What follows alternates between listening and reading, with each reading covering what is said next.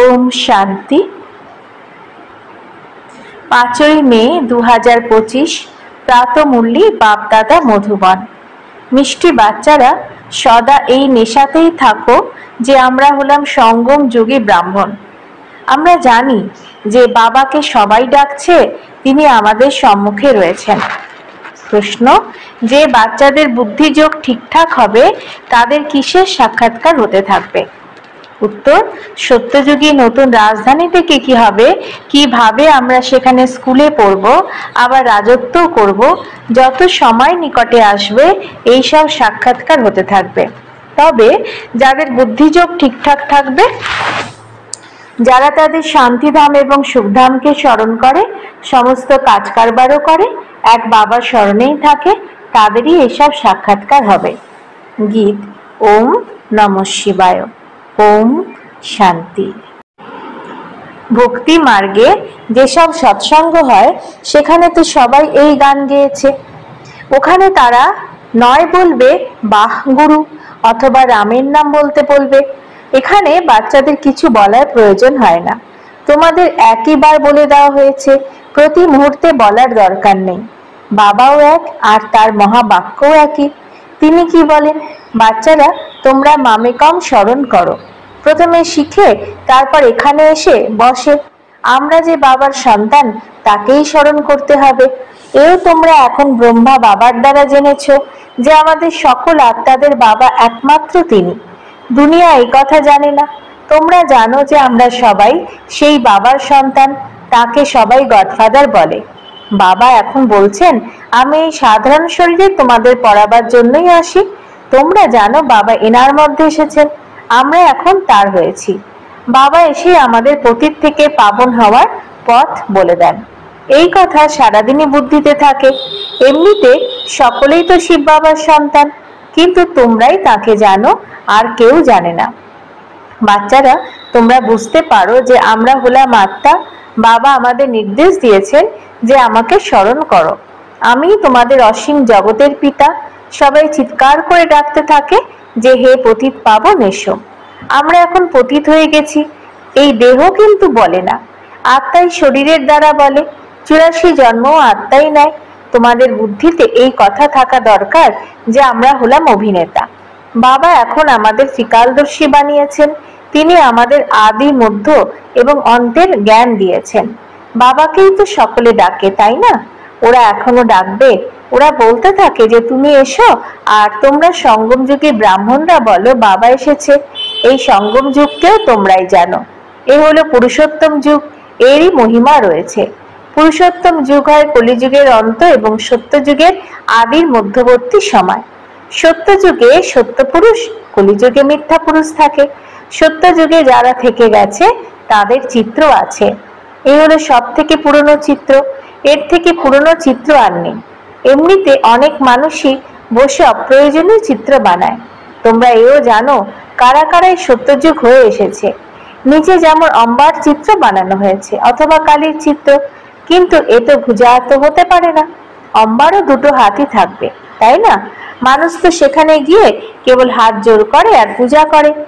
ভক্তিমার্গে অনেক প্রকারের চিত্র বানানো হয়েছে। মানুষের ওপরে বিভিন্ন প্রকারের শৃঙ্গার করানো হয়, তাই রূপ পরিবর্তন হয়ে যায়। বাস্তবে এই চিত্র আদি কিছু নেই।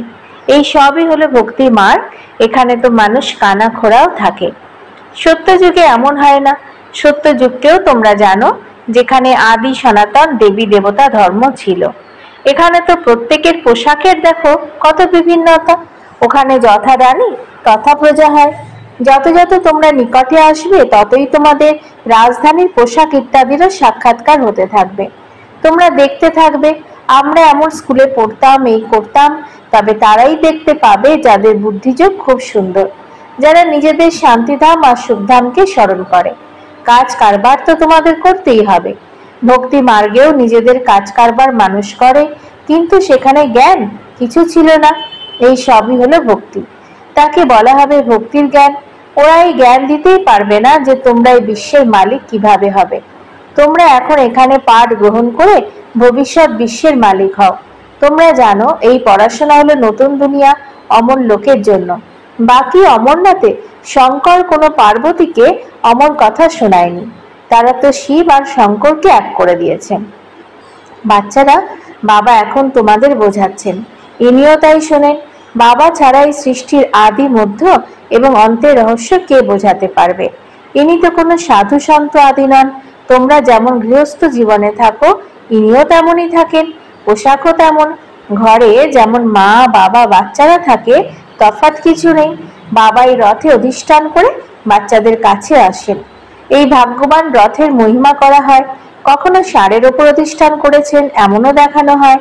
মানুষ ভুল বুঝে নিয়েছে। মন্দিরে কখনো ষাঁড় থাকতে পারে কি? কৃষ্ণ তো হলেন রাজকুমার, তিনি কখনো ষাঁড়ের ওপর বসবেন না। ভক্তি মার্গে মানুষ অনেক দ্বিধাগ্রস্ত হয়ে থাকে। মানুষের হলো ভক্তি মার্গের নেশা, তোমাদের হলো জ্ঞান মার্গের নেশা।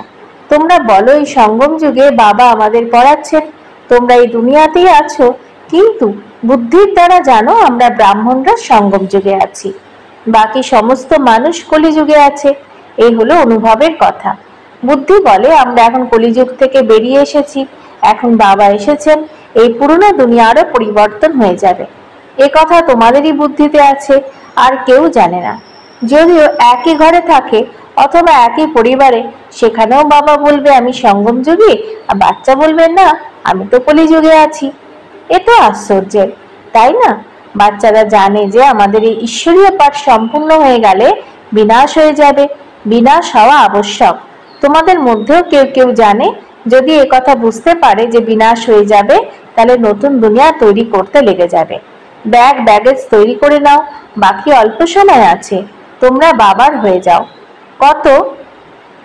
যত ক্ষুধার্তই হও, প্রথমে বাবা তারপর সন্তান। এ তো বাবার ভান্ডার, তোমরা শিব বাবার ভান্ডার থেকে খাও। ব্রাহ্মণ ভোজন বানানো হয়, তাই ব্রহ্মা ভোজন বলা হয়। যারা পবিত্র ব্রাহ্মণ তারা শিব বাবার স্মরণে থেকে ভোজন প্রস্তুত করে। ব্রাহ্মণ ছাড়া আর কেউ শিব বাবার স্মরণে থাকতে পারে না। দুনিয়ার ওই ব্রাহ্মণরা শিব বাবার স্মরণে থাকতে পারে না। শিব বাবার ভান্ডার হলো এখানেই, যেখানে ব্রাহ্মণ ভোজন প্রস্তুত করে। ব্রাহ্মণ তো যোগে থাকে, পবিত্র তো নয়। বাকি হলো যোগের কথা, এতেই পরিশ্রম লাগে। গাল গল্প করা চলবে না। এমন কেউ বলতে পারে না যে আমি সম্পূর্ণ যোগে আছি নাকি 80% যোগে আছি।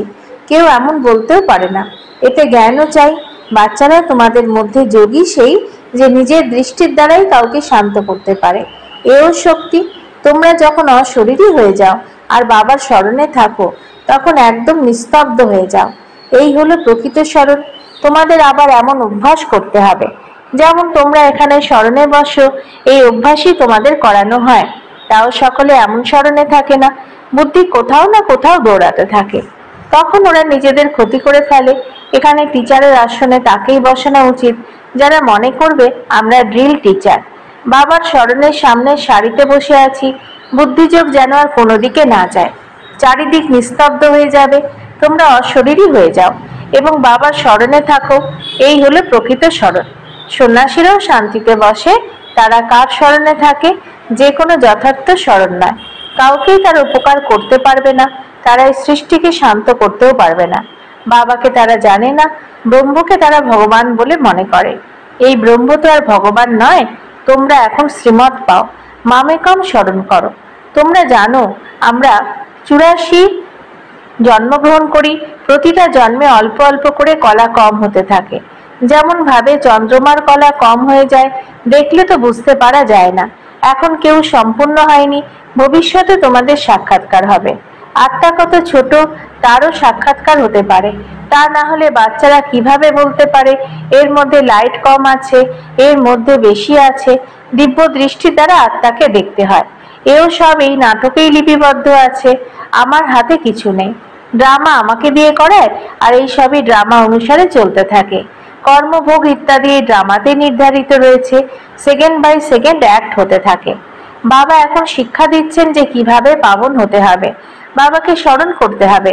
আত্মা কত ছোট যে এখন পতিত হয়ে গেছে, আবার একে পাবন হতে হবে। এতে ওয়ান্ডার, তাই না? প্রাকৃতিক বলা হয়। বাবার থেকে তোমরা এই প্রকৃতির সব কথাই শোনো। প্রকৃতির সব থেকে সুন্দর কথা হলো আত্মার পরমাত্মার কথা, যা কেউ জানে না। ঋষি মুনি আদি কেউ জানে না। এত ছোট আত্মাই পাথর বুদ্ধির, তারপরে পরশ পাথর তুল্য বুদ্ধির হয়। বুদ্ধিতে চিন্তন যেন চলতে থাকে। আমি আত্মা পাথর তুল্য বুদ্ধির হয়ে গিয়েছিলাম, এখন আমার বাবাকে স্মরণ করে পরশ পাথর তুল্য বুদ্ধির তৈরি হচ্ছি। লৌকিক রীতিতে তো বাবাও বড়, আমার টিচার গুরুও বড় পাও। এ তো যেন বিন্দু বাবা, যিনি টিচার এবং গুরু। সম্পূর্ণ কল্প তোমরা দেহধারীদের স্মরণ করেছ। বাবা এখন বলছেন মামেকম স্মরণ করো। তিনি তোমাদের বুদ্ধিকে কত তীক্ষ্ণ করেন। বিশ্বের মালিক হওয়া এ কি কোনো কম কথা? এও কেউ খেয়াল করে না এই লক্ষ্মীনারায়ণ সত্যযুগের মালিক কিভাবে হলেন। তোমরাও পুরুষার্থের নম্বর অনুসারে তা জানতে পারো। নতুন কেউ এই কথা বুঝতে পারে না। প্রথমে স্থূলভাবে বোঝানো হয়, তারপরে সূক্ষ্ম রূপে বোঝানো হয়। বাবা হলেন বিন্দু, ওরা তাকে এত বড় বড় লিঙ্গ বানিয়ে দিয়েছে। মানুষেরও কত বড় বড় চিত্র বানায়, কিন্তু এমন কিছু না। মানুষের শরীর তো এখানে হয়। ভক্তি মার্গে কি কি বসে বোঝানো হয়েছে, আর মানুষ কত দ্বিধায় আছে। বাবা বলেন যা অতীত হয়ে গেছে তা আবারও ঘটবে। তোমরা এখন বাবার শ্রীমতে চলো। এনাকেও বাবাই শ্রীমত দিয়েছিলেন, সাক্ষাৎকার করিয়েছিলেন। আমি তোমাদের বাদশাহী দিই, এখন তোমরাই সেবায় লেগে যাও।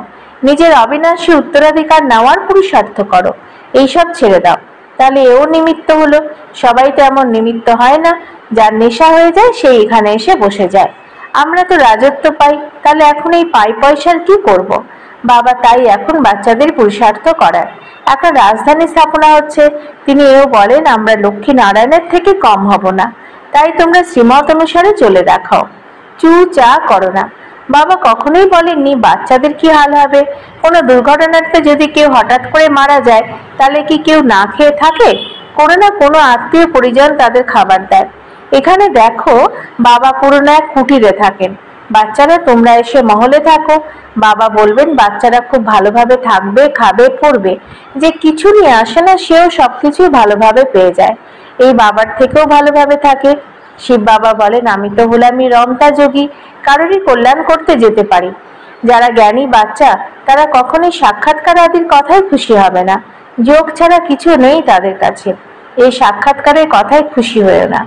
আচ্ছা, মিষ্টি মিষ্টি হারানিধি বাচ্চাদের প্রতি মাতা পিতা বাপদাদার স্মরণের স্নেহ সমান আর সুপ্রভাত। আত্মাদের পিতা তার আত্মারূপী বাচ্চাদেরকে জানাচ্ছেন নমস্কার। আমাদেরও বাপদাদাকে ধন্যবাদ, নমস্কার। ধারণার জন্য মুখ্য সার: 1. যোগের এমন স্থিতি বানাতে হবে যাতে তোমার দৃষ্টিতেই কাউকে শান্ত করা যেতে পারে, একদম যাতে নিঃশব্দ হয়ে যায়। এর জন্য অশরীরী হওয়ার অভ্যাস করতে হবে। 2. জ্ঞানের প্রকৃত নেশায় থাকার জন্য স্মরণ রাখো যে আমরা সঙ্গম যুগী। এখন এই পুরনো দুনিয়ার পরিবর্তন হবে। আমরা এখন ঘরে ফিরে যাচ্ছি। সর্বদা শ্রীমতে চলতে হবে। চু চা কোনো রকম শব্দ করবে না। বরদান: পরমাত্ম মিলনের দ্বারা রুহ রেহানের সঠিক রেসপন্স প্রাপ্তকারী বাবার সমান বহুরূপী ভব। যেরকম বাবা হলেন বহুরূপী, সেকেন্ডে নিরাকার থেকে আকারী বস্ত্র ধারণ করেন, এইরকম তোমরাও এই মাটির ড্রেসকে ছেড়ে আকারী ফরিস্তা ড্রেস, ঝলমলে ড্রেস পরিধান করো। তাহলে সহজ মিলনও হবে, আর রুহ রিহানের ক্লিয়ার রেসপন্সও বুঝতে সক্ষম হবে। কেননা এই ড্রেস পুরনো দুনিয়ার বৃত্তি আর ভাইব্রেশন প্রুফ, মায়ার ওয়াটার প্রুফ বা ফায়ার প্রুফ। এতে মায়া ইন্টারফেয়ার করতে পারবে না। স্লোগান: দৃঢ়তা অসম্ভবকেও সম্ভব করে দেয়। অব্যক্ত ইশারা: আত্মিক রয়্যালটি আর পিউরিটির পার্সোনালিটি ধারণ করো। ব্রহ্মকুমারের অর্থ হলো সদা পিউরিটির পার্সোনালিটি আর রয়্যালটিতে থাকা। এই পিউরিটির পার্সোনালিটি বিশ্বের আত্মাদেরকে নিজের দিকে আকর্ষিত করবে, আর এই পিউরিটি রয়্যালটি ধর্মরাজপুরীতে রয়্যালটি দেওয়া থেকেও মুক্ত করবে। এই রয়্যালটি অনুসারে ভবিষ্যতে রয়্যাল ফ্যামিলিতে আসতে পারবে। যেরকম শরীরের পার্সোনালিটি দেহভানে নিয়ে আসে, এরকম পিউরিটির পার্সোনালিটি দেহি অভিমানী বানিয়ে বাবার নিকটে নিয়ে আসে। ওম শান্তি।